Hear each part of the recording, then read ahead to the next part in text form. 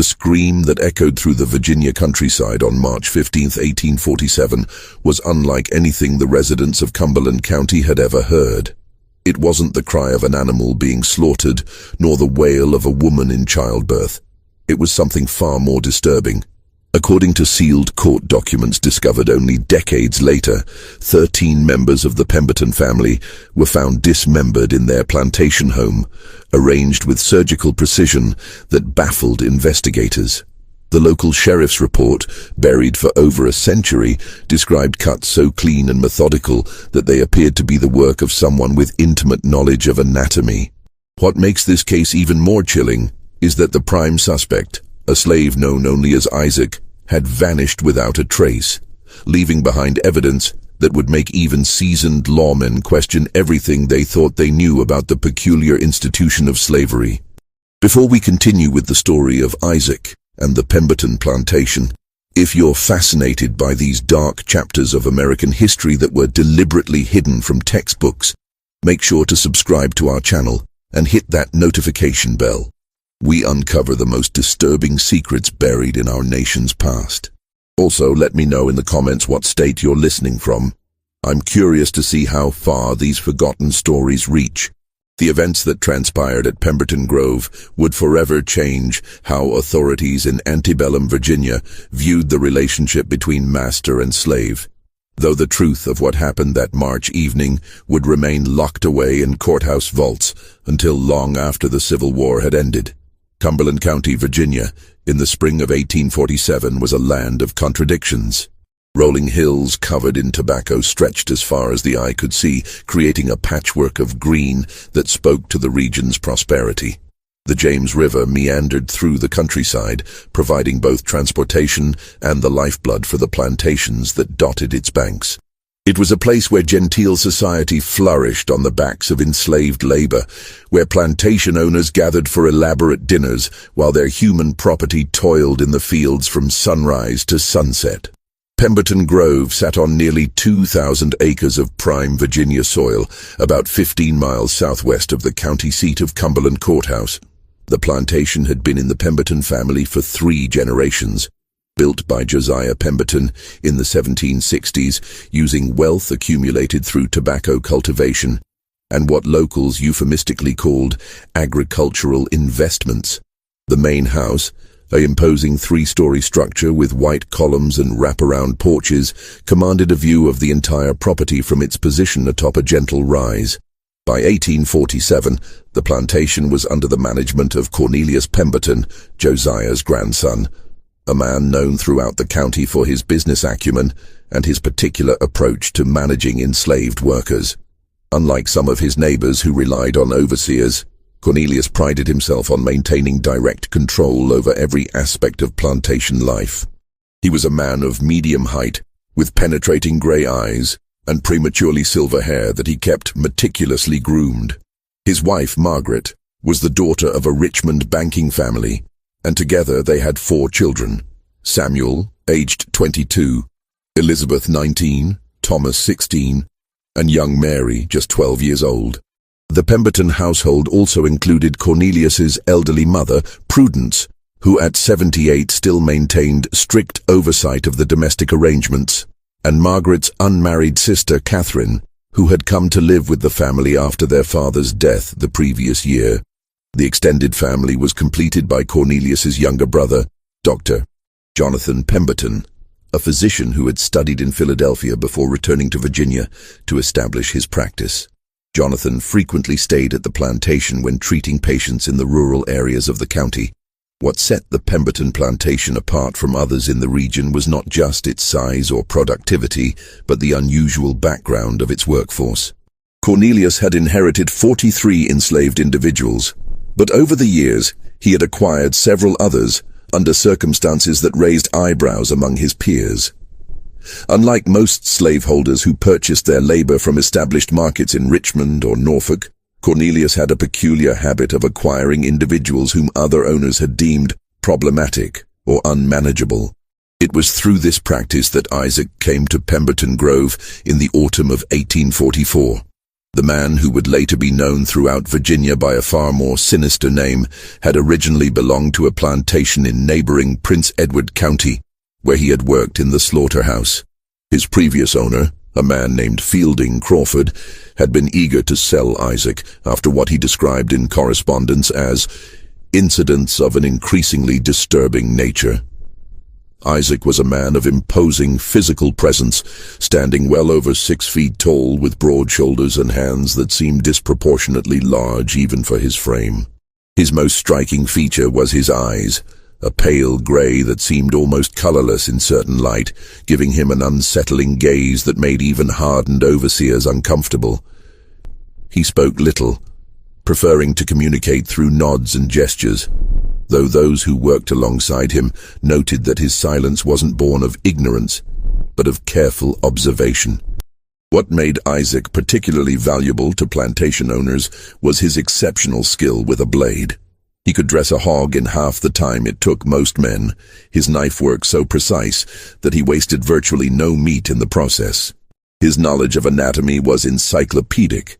He knew exactly where to cut to separate joints, how to remove organs without puncturing them, and how to preserve meat for long-term storage.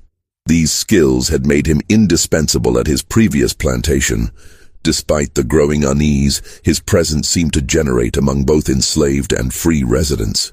The incidents that had prompted Crawford to sell Isaac were never fully documented in official records, but whispered accounts spoke of livestock found butchered with unnecessary brutality, their remains arranged in ways that served no practical purpose.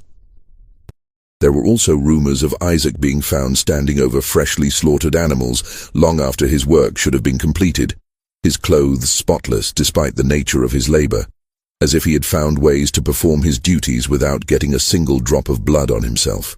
When Cornelius Pemberton acquired Isaac in 1844, he believed he was getting a bargain, a skilled laborer at a fraction of the usual cost.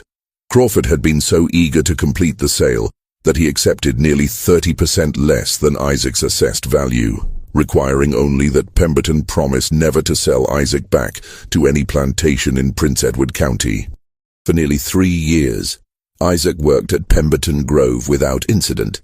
He was assigned to manage the plantation's meat production, overseeing the slaughter of livestock and the preservation of meat for both the family's consumption and sale to neighboring properties. He worked alone by his own preference, in a building that had been constructed specifically for this purpose about 200 yards from the main house. The slaughterhouse was a sturdy brick structure with thick walls and few windows, designed to keep the interior cool even during Virginia's oppressive summers. Inside, Isaac had arranged his tools with military precision, knives of every size and shape hanging from wooden pegs, sharpening stones positioned at exact intervals, and a collection of cleavers that he maintained with obsessive care. The building was always immaculately clean, despite the nature of the work performed there, leading some to wonder how Isaac managed to complete his tasks without leaving the usual signs of his profession. The morning of March 15, 1847, began like any other at Pemberton Grove. The early spring air carried the scent of tobacco seedlings and the promise of another profitable growing season. Margaret Pemberton was in the kitchen garden, directing the preparation of beds for vegetables that would feed the plantation's inhabitants through the coming months. The children were at their lessons with their tutor, Professor Aldrich, who came from Richmond twice weekly to ensure they received proper education befitting their social station. Cornelius had spent the morning in his study, reviewing accounts and correspondence with factors in Richmond regarding the upcoming tobacco auction. The numbers were encouraging. The previous year's crop had commanded premium prices, and early indicators suggested this year would be even better. By his calculations, the plantation was positioned to generate more profit in 1847 than in any previous year in its history. It was Dr. Jonathan Pemberton who first noticed something amiss. He had arrived at the plantation the previous evening to treat several enslaved workers who had developed symptoms of what appeared to be influenza. As was his custom, he had planned to examine the patients again before departing for his next calls. However, when he approached the quarters shortly after noon, he found them eerily quiet. The doctor's first instinct was that the patients were resting, recovering from their illness under the care of old Bessie, the plantation's designated healer. But as he drew closer to the small wooden structures that housed the enslaved population, he became aware of an unusual odor, not the typical smells associated with the quarters, but something sharper, more metallic. It was then that he noticed the door to Isaac's cabin standing open, swaying slightly in the afternoon breeze. This was unusual, as Isaac was known for his preference for privacy and typically kept his door closed even during the warmest weather. More disturbing was what appeared to be dark stains on the wooden threshold, stains that looked disturbingly similar to dried blood. Dr. Pemberton approached the cabin with growing apprehension.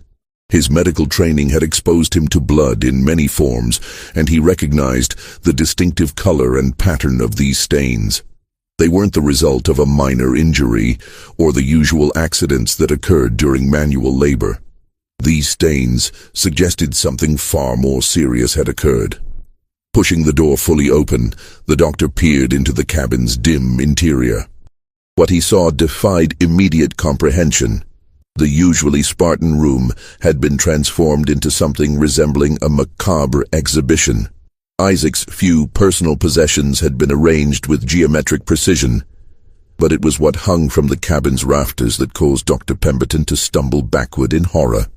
Suspended from rope that appeared to have been measured and cut with mathematical precision were what initially appeared to be sides of pork or beef.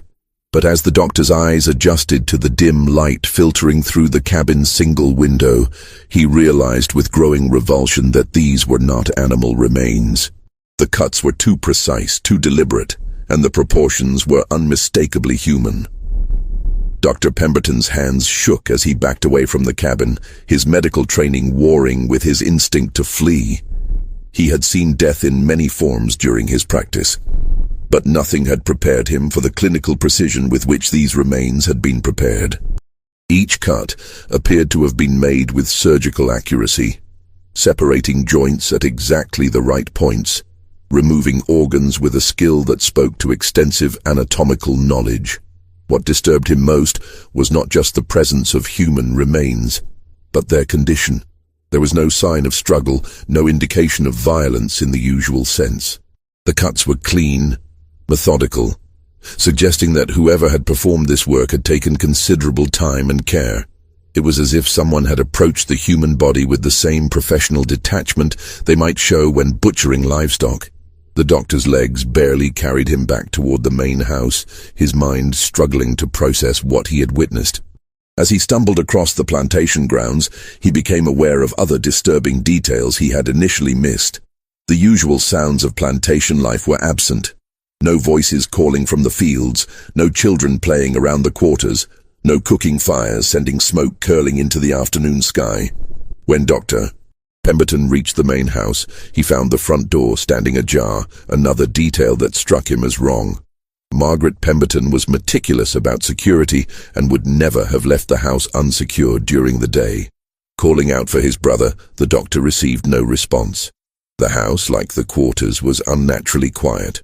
Moving through the ground floor rooms, Dr. Pemberton found signs of normal daily life abruptly interrupted. In the dining room, the table was set for the midday meal, but the food remained untouched, congealing on china plates that bore the Pemberton family crest. In the parlor, Margaret's needlework lay abandoned on her favorite chair, the needle still trailing a length of blue silk thread. It was when he reached the foot of the main staircase that Dr. Pemberton made the discovery that would haunt him for the remainder of his life. Dark stains, similar to those he had observed at Isaac's cabin, traced a path up the carpeted stairs, creating a pattern that suggested something heavy had been dragged from the upper floors. The scene that greeted Dr. Jonathan Pemberton in the upper floors of the Pemberton mansion would be burned into his memory forever. In what had once been Cornelius's private study, the doctor found his brother's body arranged in a manner that defied all understanding of human behavior. Cornelius sat in his leather chair behind his mahogany desk, his hands positioned as if he had been writing in his ledger, but his head had been removed with surgical precision and placed on the desktop like some grotesque paperweight. The clinical nature of the arrangement was what disturbed Dr. Pemberton most profoundly. There were no signs of struggle, no overturned furniture or scattered papers. The room appeared exactly as it would have on any normal day, except for the impossible presence of his brother's severed head, positioned with careful attention to detail. Even more unsettling, Cornelius's body showed no signs of the violent struggle such an act should have required. Moving through the house in a state approaching shock, the doctor discovered that every member of the Pemberton household had met a similar fate. Margaret was found in the master bedroom, positioned as if she had been arranging flowers in a vase on the dressing table. Her body remained upright, but her head had been removed and placed among the blooms she had been arranging, creating a tableau that was both artistic and horrifying. The children had been discovered in the nursery, arranged as if they were playing a game. Samuel, Elizabeth, Thomas, and young Mary sat in a circle on the floor, their bodies positioned naturally, but each had been decapitated with the same surgical precision. Their heads had been placed in the center of their circle, facing inward as if they were engaged in conversation. Old Prudence was found in her rocking chair on the back porch, positioned as if she were watching the sunset, her severed head placed on a small table beside her chair, next to her Bible and reading spectacles. Catherine was discovered in the kitchen, apparently in the midst of preparing bread, her head placed on the wooden cutting board where she had been working. What made the scene even more disturbing was the complete absence of blood throughout the house. Despite the obvious violence that had occurred, there were no spatters on walls, no pools on floors, no signs of the carnage such acts should have produced. It was as if each person had been killed elsewhere and then carefully positioned in these domestic tableaux. Dr. Pemberton's medical training allowed him to observe details that others might have missed.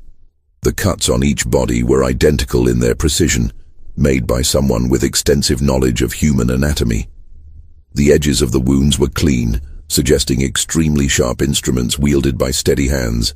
Most disturbing of all, there were no defensive wounds on any of the victims, no signs that they had attempted to fight off their attacker.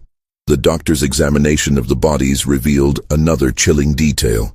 Each victim appeared to have been killed by a single precise cut to the neck, made from behind with surgical accuracy. The positioning of the wounds suggested that the victims had been unaware of their attacker's approach, killed so quickly that they had no opportunity to react or defend themselves. When Cumberland County Sheriff Thomas Hawthorne arrived at Pemberton Grove the following morning, summoned by Dr.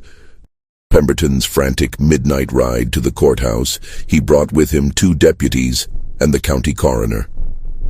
What they found challenged every assumption about criminal behavior that their combined experience had provided. Sheriff Hawthorne was a man of considerable experience in dealing with violence on the Virginia frontier. He had investigated murders committed in passion, robberies that had turned deadly, and even the occasional slave uprising that had been violently suppressed. But the scene at Pemberton Grove was unlike anything in his 20 years of law enforcement. The sheriff's initial focus was on determining how one person could have killed 13 individuals without any of them raising an alarm or attempting to escape. The house showed no signs of forced entry, suggesting that the killer had been admitted willingly or had possessed keys to the property. More puzzling was the question of how the bodies had been moved and positioned without leaving the blood trails that such activity should have generated. Coroner William Fitzgerald's preliminary examination of the bodies confirmed Dr. Pemberton's observations about the precision of the wounds. Each victim had been killed by a single cut that had severed the carotid arteries and jugular veins with surgical accuracy. The instrument used appeared to be extremely sharp and had been wielded by someone with extensive knowledge of human anatomy. What troubled Fitzgerald most was the condition of the bodies. Despite having been deceased for at least 12 hours when he examined them, they showed none of the usual signs of decomposition. The skin remained pink and warm to the touch, as if death had occurred only minutes earlier. The blood that should have pooled in the lower portions of the bodies was absent, as if it had been completely drained from their systems. The investigation quickly focused on the enslaved population of Pemberton Grove. both because of the obvious implications of such violence against slaveholders and because several members of the enslaved community were missing. Along with Isaac, 3 other individuals could not be accounted for.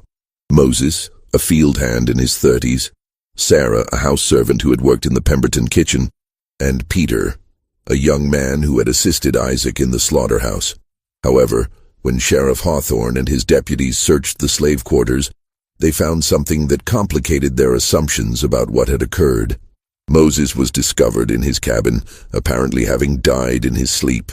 Sarah was found in the kitchen garden, her body positioned as if she had been working among the vegetables. Peter was located in the slaughterhouse, arranged as if he had been cleaning equipment. Like the members of the Pemberton family, all 3 enslaved individuals had been decapitated with the same surgical precision, their heads carefully positioned near their bodies. The discovery of these additional victims forced the investigators to reconsider their initial theories about the nature of the crime. The search for Isaac intensified as he remained the only unaccounted-for resident of Pemberton Grove. His cabin was thoroughly searched, revealing the disturbing tableau that Dr. Pemberton had initially discovered. However, closer examination revealed additional details that painted an even more troubling picture of Isaac's activities. Hidden beneath loose floorboards, investigators found a collection of journals written in a careful, educated hand. The entries, dating back nearly 3 years, detailed Isaac's observations of life at Pemberton Grove with a clinical detachment that chilled even seasoned lawmen. He had recorded the daily routines of every resident, both enslaved and free, noting their habits, their fears, their relationships, and their vulnerabilities. The journals discovered in Isaac's cabin would prove to be the key to understanding the methodical horror that had unfolded at Pemberton Grove. Written in precise handwriting that suggested considerable education, the entries revealed a mind that had been planning and preparing for months, possibly years. Sheriff Hawthorne, despite his limited formal education, recognized the significance of these documents. He arranged for Professor Marcus Aldrich, the children's former tutor who had been mercifully absent during the massacre, to assist in translating and interpreting Isaac's writings. What they discovered challenged every assumption about Isaac's background and capabilities. The earliest entries, dating to October 1844, shortly after Isaac's arrival at the plantation, were relatively benign observations about plantation life. Isaac had recorded the daily schedules of family members, the routines of other enslaved workers, and detailed notes about the physical layout of the property. However, even these early writings showed an analytical mind at work, someone who observed human behavior with the detachment of a natural scientist studying specimens. As Professor Aldrich worked through the journals chronologically, a disturbing progression became apparent. Isaac's observations gradually shifted from simple recording to active experimentation. He began testing the reactions of both family members and fellow enslaved individuals to subtle changes in routine, documenting their responses with scientific precision.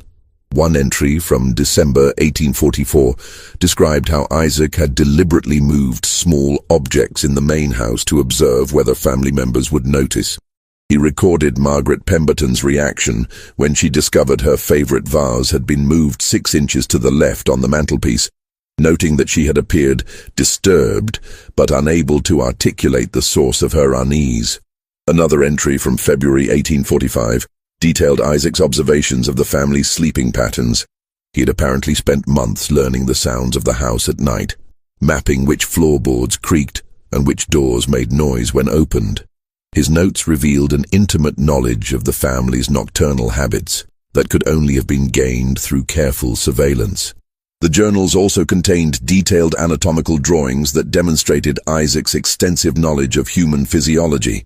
These weren't crude sketches, but precise medical illustrations showing bone structure, muscle groups, and organ placement. The level of detail suggested formal training that seemed impossible for an enslaved person in antebellum Virginia. Professor Aldrich's investigation into Isaac's background revealed disturbing inconsistencies in his documented history.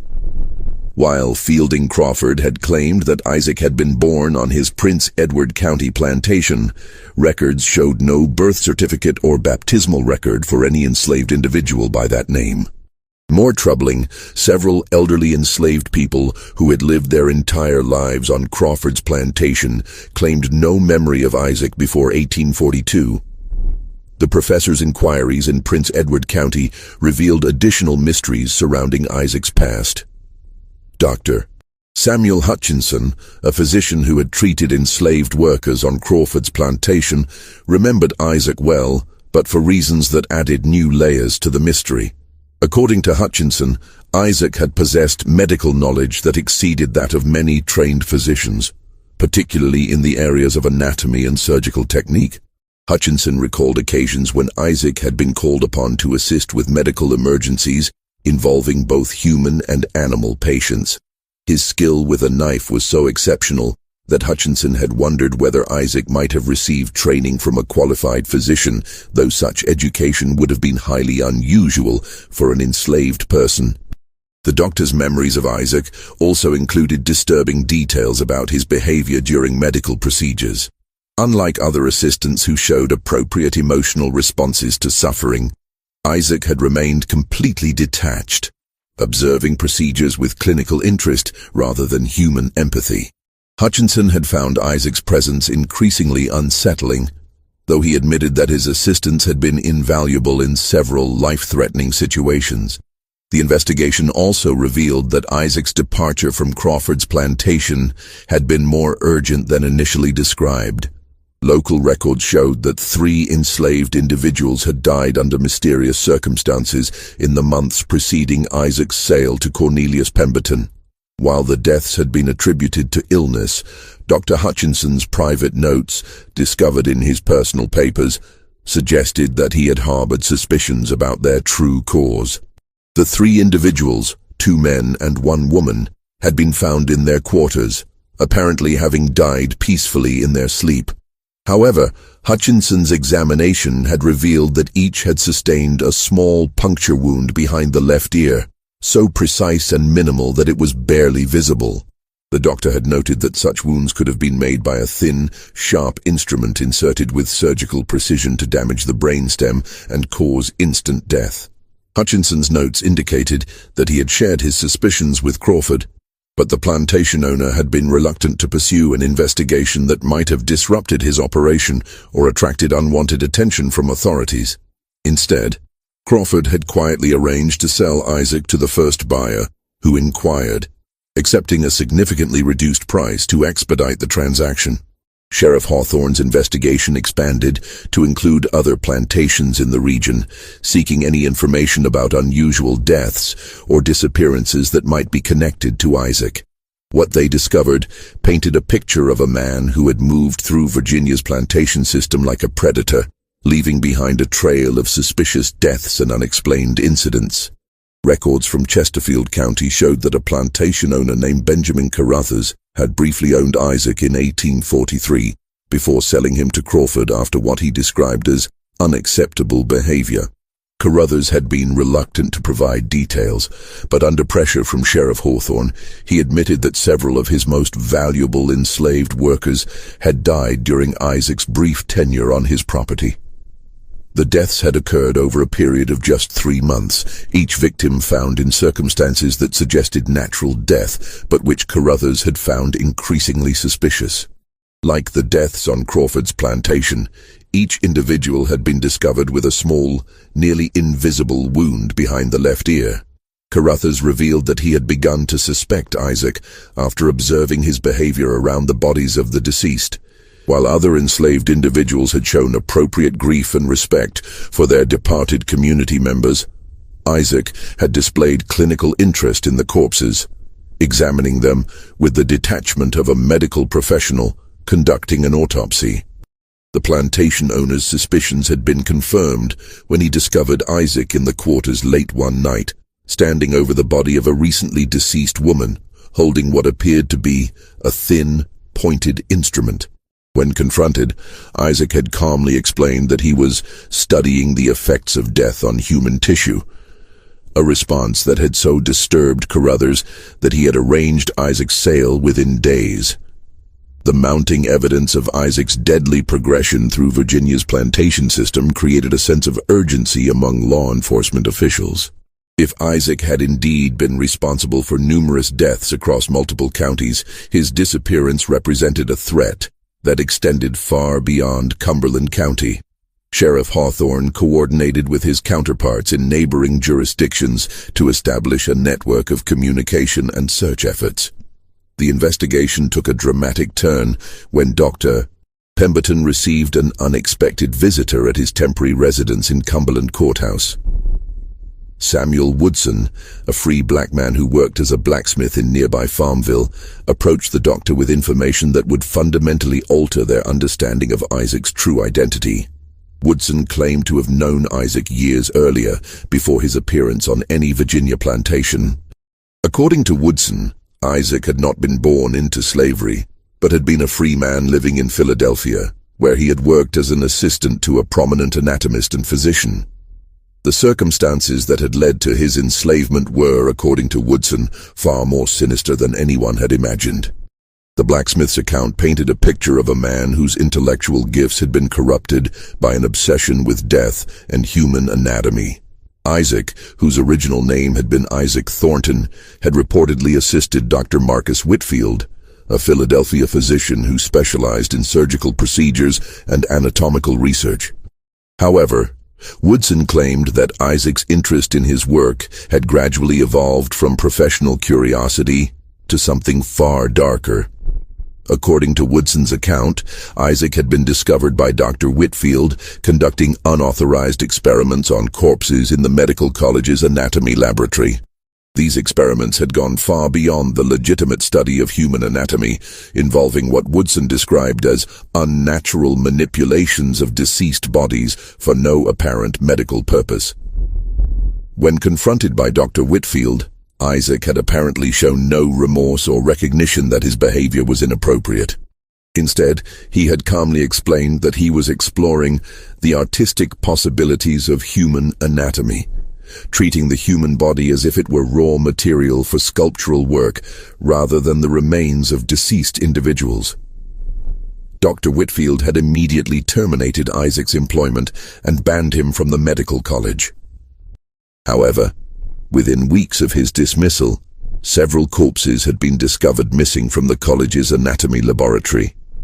More disturbing, the bodies of 3 recently deceased Philadelphia residents had been found in abandoned buildings, arranged in poses that suggested they had been used for some form of macabre artistic expression.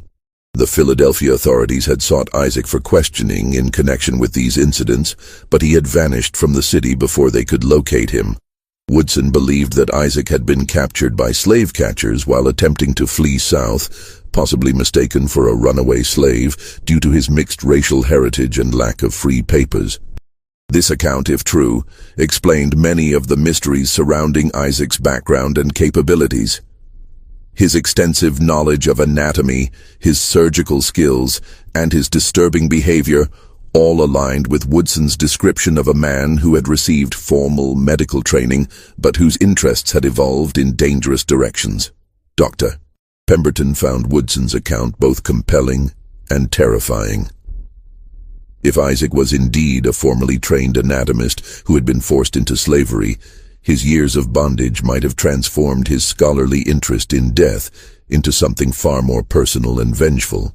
The systematic nature of the Pemberton Grove massacre suggested not just homicidal intent, but a carefully planned act of retribution. The investigation received additional urgency when reports began reaching Cumberland County of suspicious incidents on plantations throughout central Virginia. A estate in Buckingham County reported the discovery of livestock that had been slaughtered and arranged in disturbing patterns that served no practical purpose. Another plantation in Charlotte County found several enslaved workers dead in their quarters, each bearing the now familiar small puncture wound behind the left ear. Most alarming was a report from Nottoway County describing the disappearance of an entire family of plantation owners, leaving behind a house that showed no signs of violence, but where investigators found evidence suggesting the family had been systematically stalked for weeks before their disappearance. Sheriff Hawthorne organized search parties that scoured the countryside for any sign of Isaac, focusing on areas that would provide shelter and access to the tools he would need to continue his deadly work. Abandoned buildings, unused barns, and remote caves were all searched, but no trace of the fugitive was discovered. The search was complicated by the fact that descriptions of Isaac varied significantly among those who had encountered him. Some described him as tall and imposing, others as average in height and unremarkable in appearance. His ability to blend into different environments and adopt different personas suggested a level of sophistication that made him particularly dangerous. As weeks passed without any solid leads, the investigation began to focus on Isaac's possible motivations and ultimate objectives. Professor Aldrich's continued analysis of the journals revealed increasingly disturbing insights into Isaac's psychological state during his time at Pemberton Grove.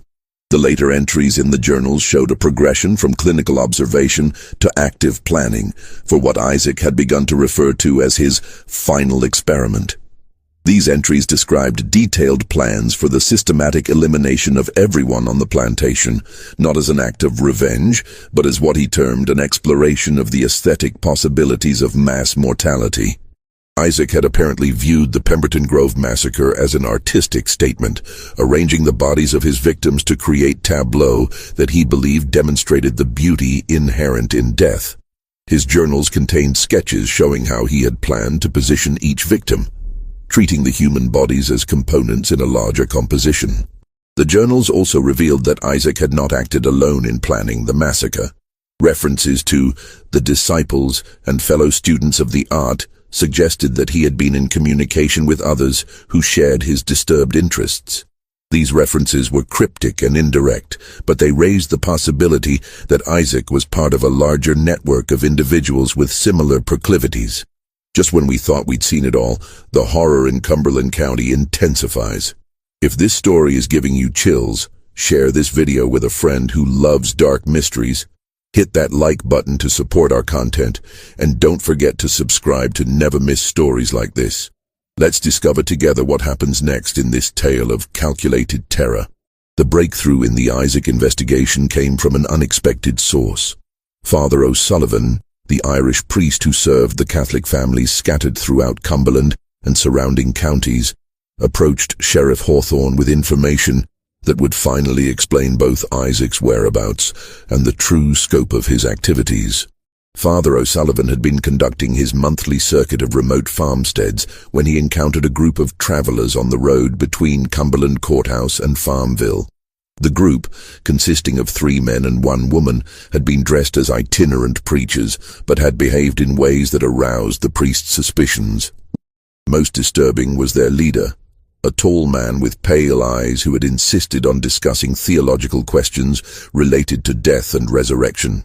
The conversation, according to Father O'Sullivan, had focused obsessively on the physical aspects of death and the condition of the human body after the soul's departure.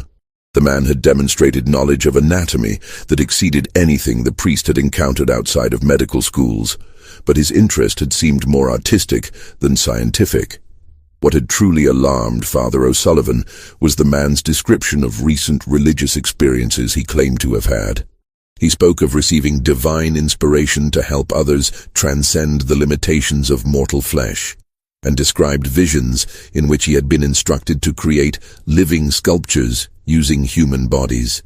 The man had claimed that through his work, he was helping souls achieve a more perfect union with their Creator. The priest's description of the group's leader matched witness accounts of Isaac, but more importantly, Father O'Sullivan had observed the group traveling toward Powhatan County, where they claimed to be planning a great revival meeting that would demonstrate their unique approach to spiritual enlightenment. Sheriff Hawthorne immediately dispatched riders to alert his counterpart in Powhatan County and began organizing a pursuit party. However, Before they could depart Cumberland County, they received word that their destination had already been determined. A plantation owner named Colonel William Randolph had sent an urgent message requesting immediate assistance with what he described as the most horrific crime ever perpetrated in the Commonwealth of Virginia. The scene that greeted law enforcement officials at the Randolph plantation exceeded even the horrors discovered at Pemberton Grove. The colonial-era mansion, which had been in the Randolph family since the 1600s, had been transformed into what could only be described as a gallery of human death. In the main parlor, 17 members of the household had been arranged in an elaborate tableau that depicted what appeared to be a formal dinner party. Each victim had been positioned with meticulous attention to detail, seated around the massive mahogany dining table with their severed heads placed on china plates before them. The arrangement had been designed to create the illusion that the family was sharing a meal together, even in death. Candles had been lit around the room, casting flickering shadows that gave the macabre scene an almost festive atmosphere. But it was in the mansion's ballroom that investigators discovered the true extent of Isaac's artistic vision. The bodies of 32 enslaved individuals from the plantation had been arranged in dancing poses, their heads replaced with the heads of various family members to create the impression of an integrated social gathering that would have been impossible in life. The precision required to create such a scene spoke to hours, possibly days, of methodical work. Dr. Pemberton, who had accompanied the law enforcement team to provide medical expertise, found evidence that Isaac had been assisted by at least 3 other individuals. The sheer scope of the work, combined with witness accounts of the traveling preacher group, confirmed that Isaac had successfully recruited disciples who shared his disturbed vision. The investigation of the Randolph plantation revealed additional evidence of Isaac's evolving methodology. Unlike the instantaneous deaths at Pemberton Grove, several of the Randolph victims showed signs of having been kept alive during the initial stages of their ordeal. The implication was that Isaac and his followers had refined their techniques to extract maximum psychological impact from their victims' final moments. Hidden in the plantation's root cellar, investigators discovered what appeared to be Isaac's field laboratory.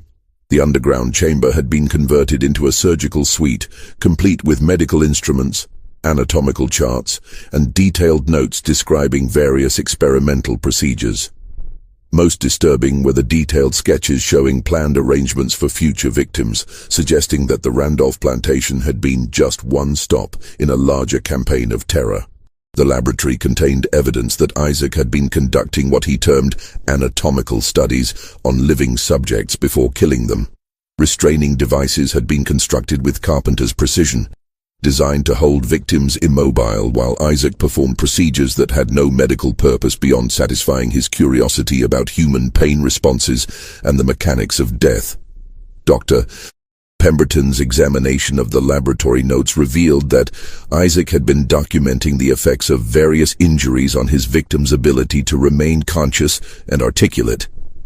These experiments appeared to be designed to determine the optimal methods for prolonging awareness during the dying process, allowing Isaac to observe and record the psychological impact of approaching death.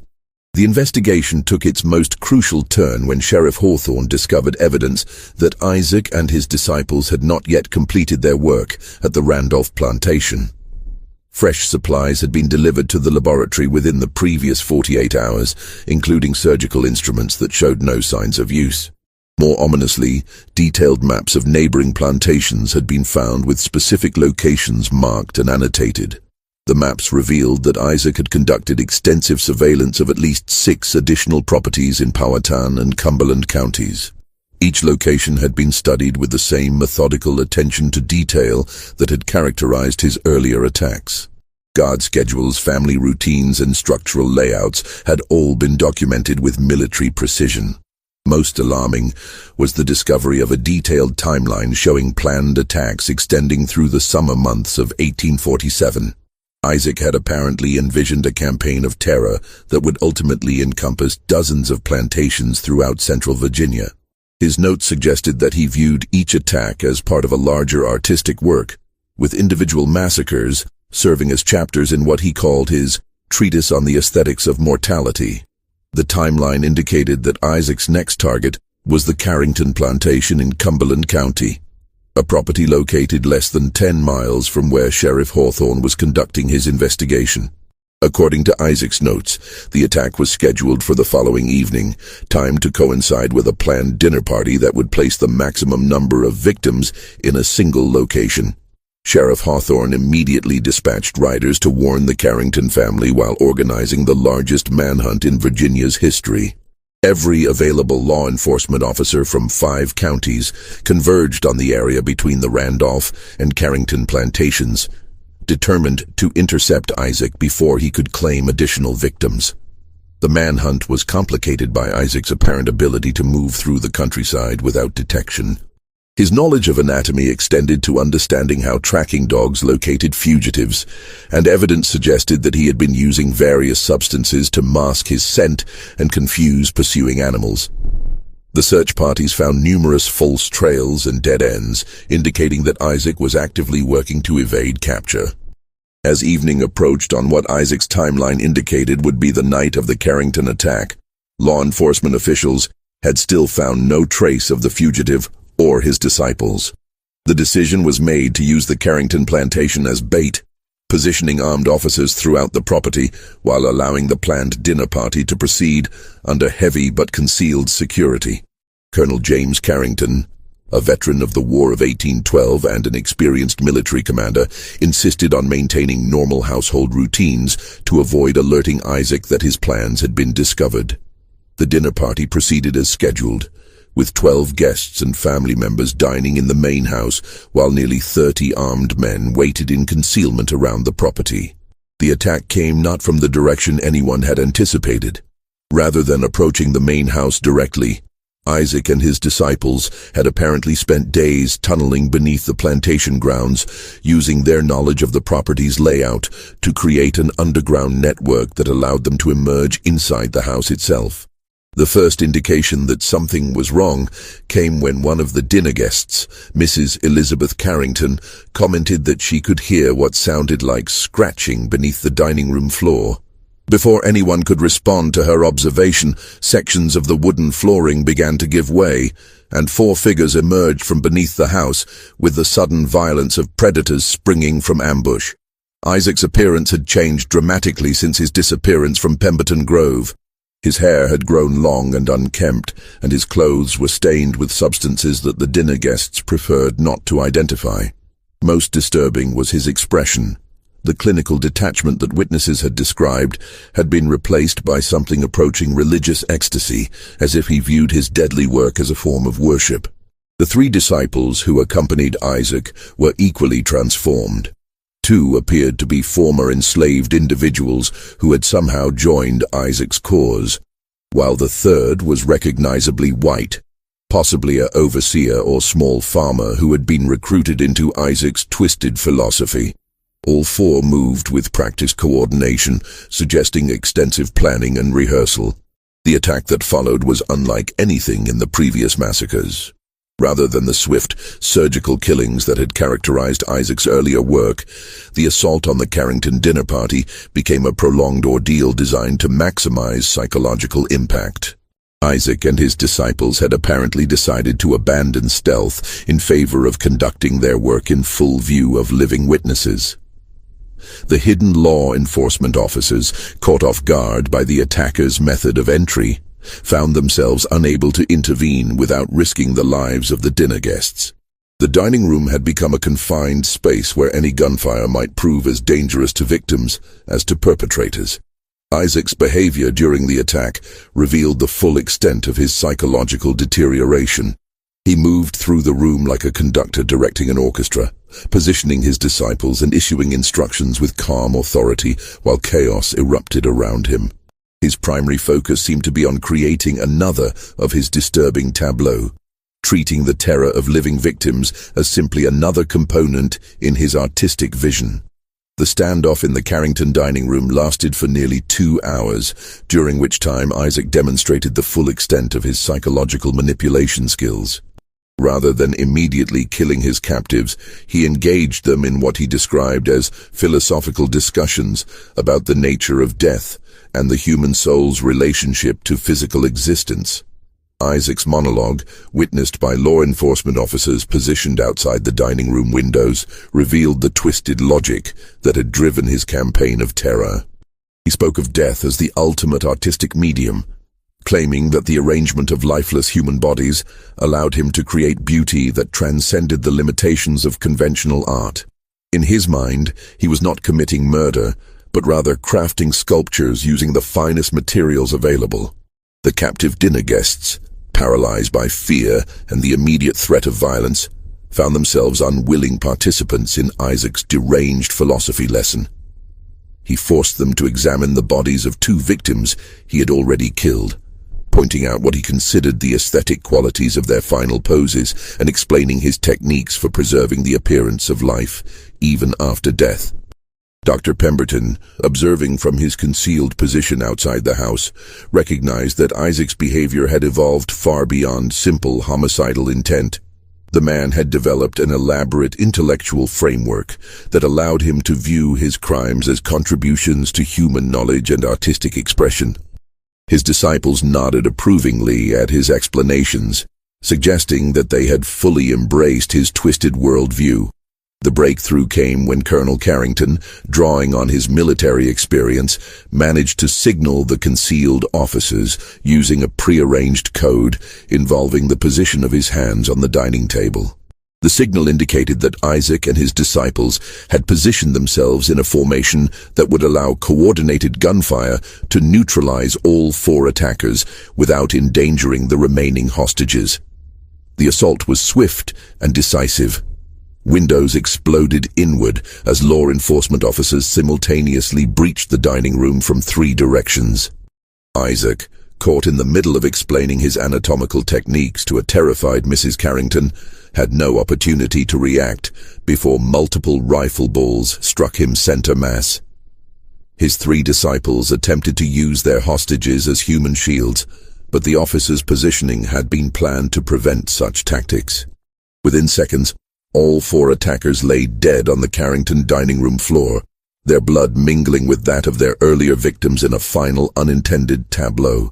Isaac's death ended the immediate threat, but the investigation into his activities would continue for months. The subsequent examination of his laboratory and journals revealed evidence linking him to suspicious deaths across 6 counties spanning nearly 4 years. Conservative estimates suggested that Isaac and his disciples had been responsible for the deaths of over 100 individuals, making them among the most prolific killers in American history. The discovery of correspondence in Isaac's laboratory revealed that his network of disciples had extended beyond the 3 men killed at the Carrington plantation. Letters from individuals in North Carolina, South Carolina, and Georgia suggested that Isaac had been recruiting followers across the entire southeastern United States, spreading his philosophy of death as art to receptive minds in the slave-holding regions. Law enforcement agencies throughout the South coordinated efforts to track down these additional disciples, leading to arrests and investigations that continued well into 1848. Several individuals were identified as having participated in suspicious deaths that bore Isaac's distinctive characteristics, though many others successfully evaded capture by fleeing to the Western Territories. The psychological impact of Isaac's campaign extended far beyond his direct victims. Plantation owners throughout Virginia implemented unprecedented security measures, fundamentally altering the relationship between enslaved and free populations. The realization that someone with Isaac's intelligence and skills could operate undetected for years created a climate of suspicion that poisoned social relationships across the region. Perhaps most disturbing was the discovery that Isaac's philosophy had found adherents among both enslaved and free populations. His journals contained letters from supporters who praised his work and expressed interest in learning his techniques. The idea that systematic killing could be justified as artistic expression had apparently resonated with individuals whose resentments and grievances had led them to embrace violence as a form of creative expression. The official investigation concluded with a report that was immediately classified and sealed by Virginia authorities. The document, not discovered until after the Civil War, revealed that Isaac's true identity remained a mystery despite extensive investigation. Samuel Woodson's account of Isaac's Philadelphia background could never be verified, and no records of an Isaac Thornton matching his description could be found in Pennsylvania. The report speculated that Isaac might have been an educated free black man who had deliberately entered the slave system to gain access to potential victims, or possibly a white man whose mixed racial heritage had allowed him to pass as enslaved when convenient. His sophisticated understanding of human psychology and his ability to manipulate both individual victims and entire communities suggested formal education that exceeded anything typically available to enslaved individuals. More troubling was the report's conclusion that Isaac's campaign represented not an isolated incident, but possibly the beginning of a larger movement. References in his correspondence suggested that similar individuals were operating in other slave-holding regions, using the cover of the plantation system to pursue their deadly interests. The investigators recommended ongoing surveillance and coordination between law enforcement agencies to identify and neutralize additional threats. The legacy of Isaac's crimes would influence Virginia society for decades. The systematic nature of his attacks and his ability to operate undetected for years highlighted vulnerabilities in the plantation system that had previously been ignored.